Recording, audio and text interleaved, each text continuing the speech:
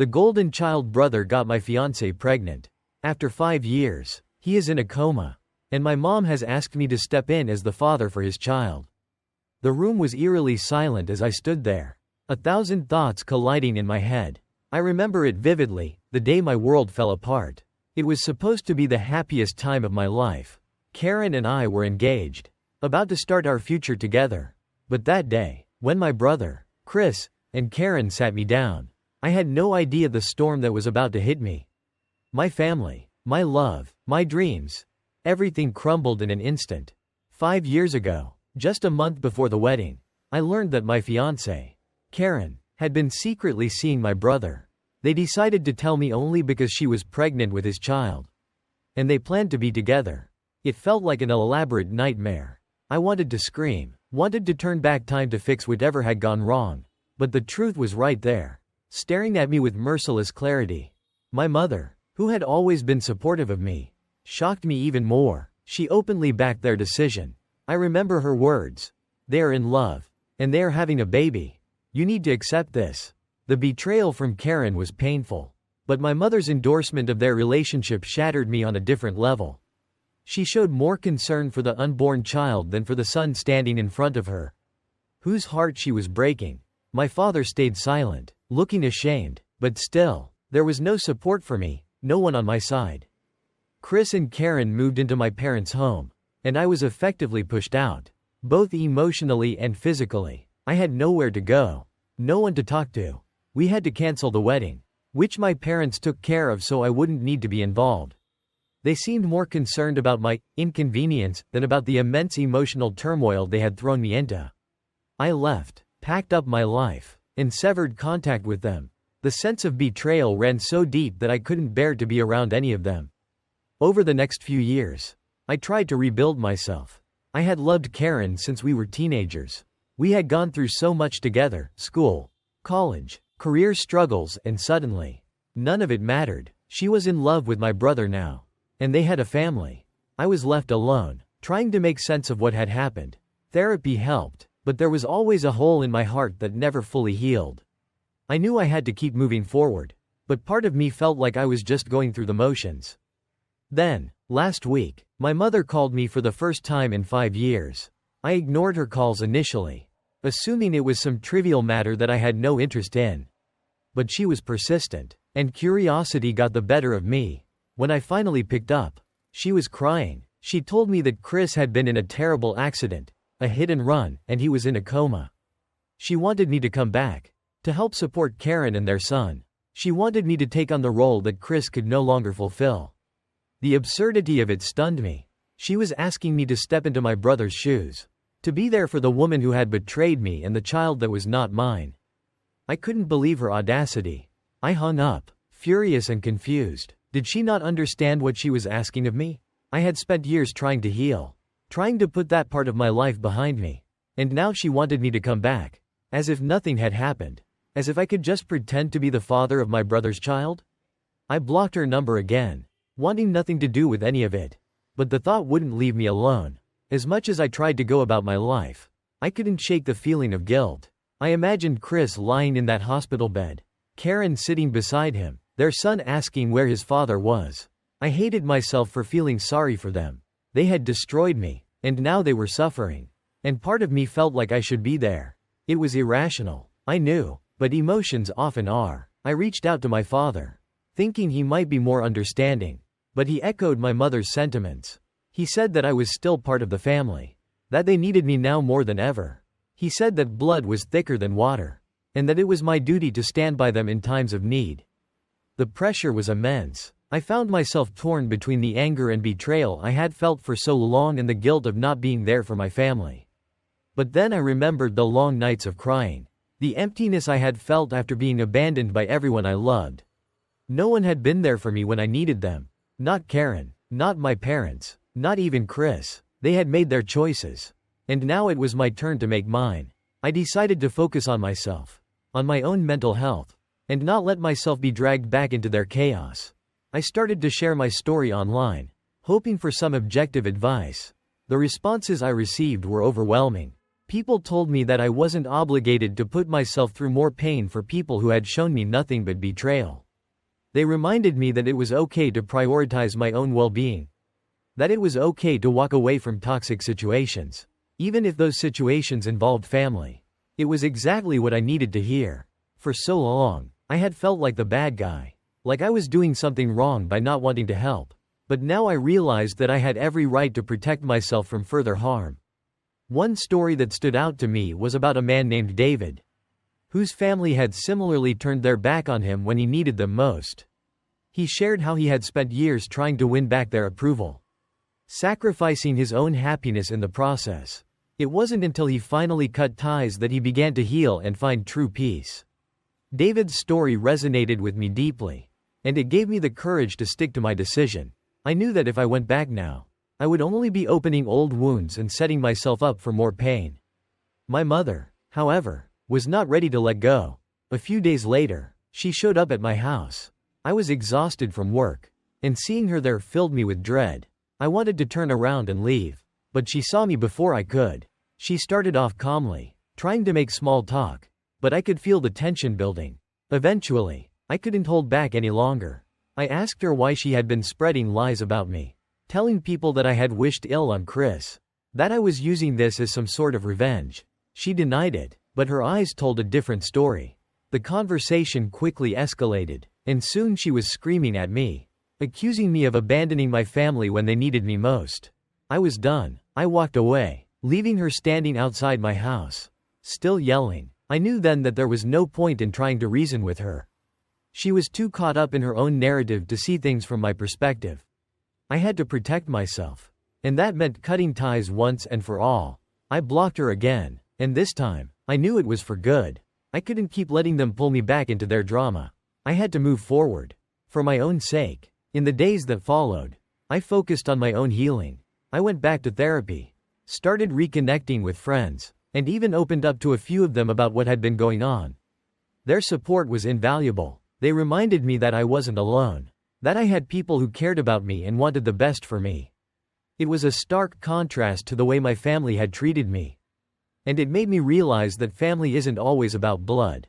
It's about the people who stand by you, who lift you up when you're down, and who love you unconditionally. Karen eventually reached out to me as well. She wanted to apologize, to explain herself, but I wasn't interested. I had spent enough time trying to understand why she had done what she did. And I knew that no explanation would ever make it okay. I wished her well, told her that I hoped Chris would recover, but made it clear that I had no intention of being a part of their lives. It was time for me to let go of the past and focus on my future. In the end, this experience taught me a valuable lesson about self-worth and boundaries. It's easy to get caught up in the idea that we owe something to our family, that we have to be there for them no matter what. But the truth is, we have to take care of ourselves first. We can't pour from an empty cup, and we can't keep giving to people who only take from us. Sometimes, the best thing we can do is walk away, even if it hurts, even if it feels like we're abandoning the people we love, because at the end of the day, we deserve to be happy too. For anyone who might be in a similar situation, I want you to know that it's okay to put yourself first. It's okay to set boundaries, to say no and to walk away from toxic relationships. You don't owe anyone your happiness. And you don't have to sacrifice your well-being for the sake of others. Life is too short to spend it trying to please people who don't appreciate you. Surround yourself with those who love you for who you are, who lift you up, and who make you feel valued. Those are the people who truly matter. And to my family, if they ever read this, I want you to know that I forgive you. Not because what you did was okay, but because I need to let go of the anger and pain to move forward. I hope you find peace. And I hope Chris recovers. But as for me, I'm choosing to live my life on my own terms, surrounded by the people who truly care about me. And for the first time in a long time, I feel like I'm finally on the right path. Mother-in-law deliberately infected my daughter with chickenpox. I'm livid. She doesn't think it's a big deal. In the heart of the holiday season, where warmth and family gatherings fill the air, a young mother, Sarah, faced an unexpected betrayal that shattered her trust and love for her family. This is a story of resilience, heartbreak, and the delicate balance between protecting one's loved ones and standing firm in one's beliefs. It serves as a reminder of the power of boundaries and the importance of choosing one's battles, especially with those closest to us. Sarah had always been the peacekeeper in her family. She was a gentle spirit, preferring to avoid conflict whenever possible.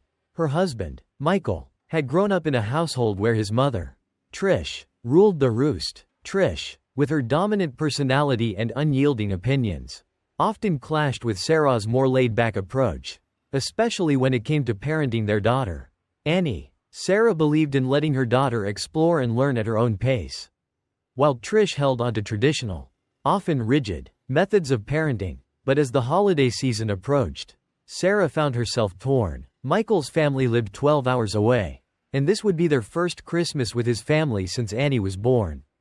Despite her reservations, Sarah agreed, hoping that the time together would build bridges.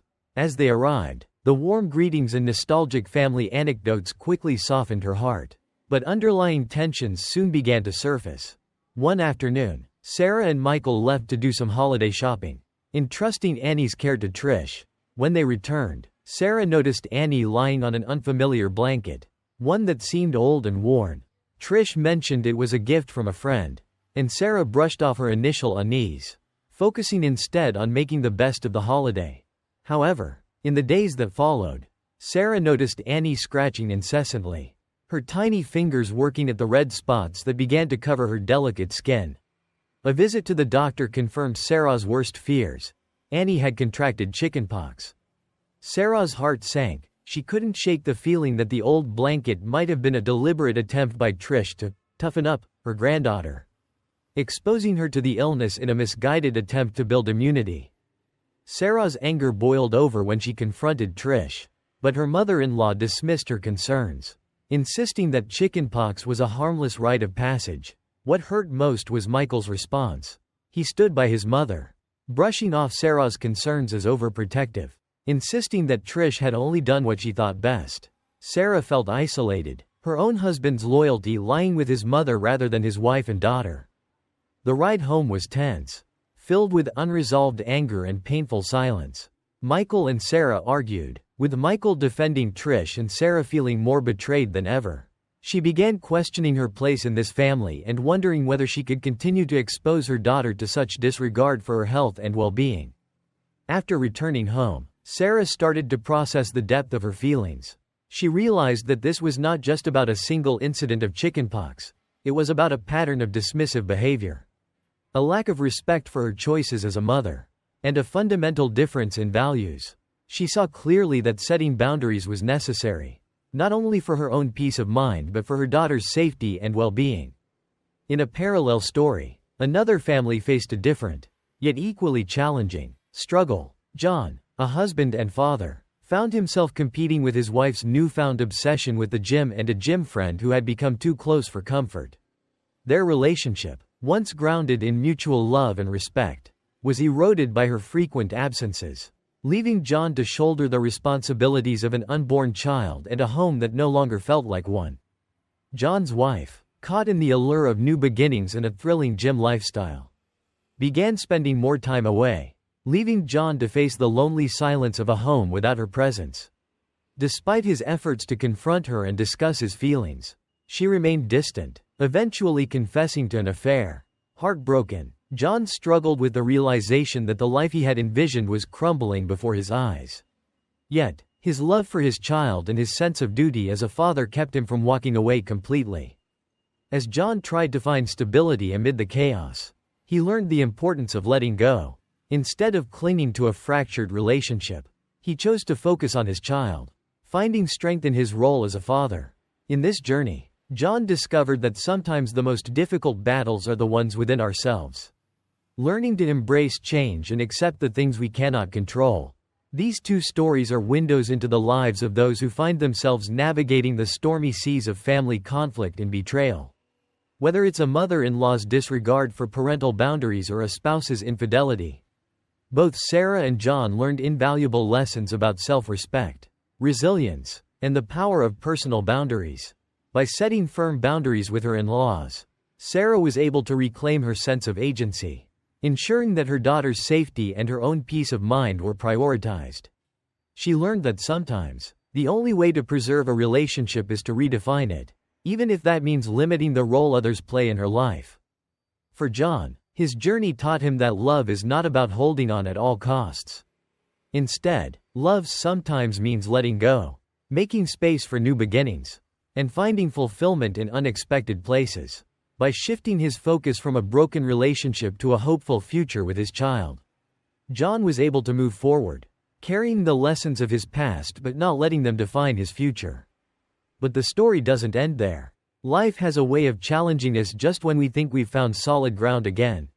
Sarah and John, though their paths never crossed, were about to embark on new chapters of growth, filled with trials that would test the boundaries they had just begun to establish. Months passed since the incident with Trish, and Sarah had grown more confident in setting boundaries. She made it clear to Michael that visits to his family would be limited until Trish demonstrated respect for their parenting choices. While Michael agreed in principle, his heart was torn. He missed the closeness of his family, and the guilt of choosing between his mother and his wife gnawed at him. The next big test came in the form of a family wedding. Michael's cousin was getting married, and the entire extended family would be there. Michael pleaded with Sarah to attend, promising that they would stay at a hotel and limit their interaction with Trish. After much deliberation, Sarah agreed, hoping that Michael's promises would hold. The wedding was beautiful, but tensions were palpable. Trish attempted to engage with Annie, trying to hold her without asking Sarah first. Sarah stood her ground, politely but firmly reminding Trish of the boundaries they had discussed. Trish's eyes flashed with irritation, but she complied, her forced smile masking her displeasure. That evening, as they returned to the hotel, Michael turned to Sarah with a weary expression. "Was that really necessary?" he asked, his voice tinged with frustration. Sarah's heart sank. She had hoped that Michael would understand, that he would see her actions as protective rather than confrontational. It was in that moment that Sarah realized the real battle wasn't with Trish, it was with Michael. He had yet to fully grasp the importance of standing by her side. Determined not to let this undermine her progress, Sarah decided to attend couples counseling with Michael. She knew that if they were to move forward as a family, they needed to be on the same page. The sessions were difficult, bringing to light the deep-seated loyalty Michael felt towards his mother and the resentment Sarah harbored as a result. Slowly, they began to understand each other's perspectives, learning how to communicate without blaming or shaming one another. For John, the months following his wife's confession were a roller coaster of emotions. He had moved into a small apartment, creating a space that was his own, a refuge where he could begin to heal. His wife, now living with her gym friend, had limited contact with him, only reaching out to discuss their unborn child. When their baby, a little boy named Liam, was born, John felt a surge of love and fear all at once. Holding his son for the first time, he knew that everything he had gone through was worth it. He vowed to be the best father he could be, regardless of the circumstances with his wife. The first few months were challenging. John had to navigate co-parenting with a woman who was now a stranger to him. She seemed happy in her new life, but there were moments when John caught glimpses of regret in her eyes. He chose not to dwell on it, focusing instead on building a stable environment for Liam. He found solace in the routines they created, morning walks, bedtime stories, and the quiet moments when Liam would fall asleep on his chest. One evening, as John was putting Liam to bed, his wife called. Her voice was hesitant, almost vulnerable. She admitted that she was struggling, that the life she had chosen wasn't as fulfilling as she had imagined. She asked if they could meet, not to reconcile, but to talk. John agreed, knowing that closure was something they both needed. They met at a small cafe, the air thick with unspoken words. She apologized, tears streaming down her face as she spoke of her regrets, her loneliness, and her realization that she had taken John's love for granted. John listened, his heart heavy but no longer broken. He had already made peace with the past, and while her words brought a sense of validation, he knew that their chapter as a couple was over. They parted ways that evening with a sense of understanding, both committed to co-parenting Liam with love and respect. Sarah and John's stories, though distinct, were bound by common threads: the struggle to set boundaries, the courage to face uncomfortable truths, and the resilience to rebuild after betrayal. They both learned that true strength lies not in avoiding conflict, but in confronting it with honesty and grace. Sarah's journey with Michael was far from over. But they were making progress. The counseling sessions had opened a door to deeper understanding, allowing them to rebuild their relationship on a foundation of mutual respect. Sarah knew that Trish might never fully accept her boundaries. But she also knew that she didn't need Trish's approval to be a good mother. What mattered most was that Michael was beginning to see the importance of standing by her side, of being a partner in every sense of the word. For John, the future was uncertain, but he had found a sense of peace. He had learned to let go of the life he had once imagined. Embracing the beauty of the life he was creating with Liam, he no longer defined himself by his wife's choices or the pain of her betrayal. Instead, he focused on the love he had for his son, the joy of watching Liam grow, and the hope that each new day brought. The stories of Sarah and John are powerful reminders of the importance of resilience, boundaries, and the courage to face life's challenges head-on. They teach us that while we cannot control the actions of others, we can choose how we respond. We can choose to set boundaries that protect our well-being, to seek help when we need it, and to let go of what no longer serves us. Sarah learned that her voice mattered, that her role as a mother gave her the right to set boundaries, even if it meant standing up to those who were supposed to love her. She learned that true partnership required both partners to be on the same page, to support each other even when it was difficult. John learned that love is not about holding on to someone who doesn't want to be held. It's about finding the strength to let go, to create a new life from the ashes of the old, and to focus on what truly matters. He learned that his worth was not defined by his wife's choices, but by the love he gave to his son and the life he was building for them both.